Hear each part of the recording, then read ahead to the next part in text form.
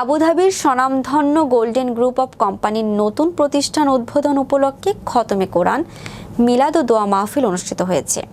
সংযুক্ত আরব আমিরাত প্রতিনিধি মাহবুব সরকার জানান, শনিবার সংযুক্ত আরব আমিরাতের রাজধানী আবুধাবির শিল্পনগরী মোসাফফার ৩৭ নং সানায়াতে কোম্পানির নতুন লেবার ক্যাম্পে এ দোয়া মাহফিল অনুষ্ঠিত হয়। কোম্পানির প্রতিষ্ঠাতা চেয়ারম্যান বিশিষ্ট সমাজসেবক আলহাজ মফজল আহমেদ সওদাগর এর সভাপতিত্বে আয়োজিত মাহফিলের পরিচালনা করেন মাওলানা রহমতুল্লাহ আল কাদেরি।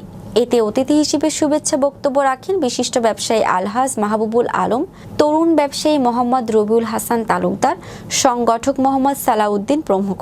অনুষ্ঠানে কোম্পানির বর্তমান চেয়ারম্যান শেখ মোহাম্মদ আনাস, পরিচালক শেখ মোহাম্মদ শোয়েব ও কোম্পানির ব্যবস্থাপক মোহাম্মদ হারুন সহ আরো বহু বিশিষ্ট ব্যক্তিবর্গ উপস্থিত ছিলেন।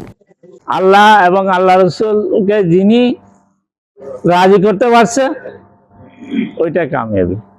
এই মসজিদ থেকে যে কোনো একটা থেকে এই আরবিও উপকারিত হবে, তার মধ্যে আমি উপকারিত হব। এইটা আজকে এখানে আসছি শুধু আপনাদেরকে নিয়ে, আপনাদের সহযোগিতায়, আপনাদের দোয়া এবং দয়ার জন্য।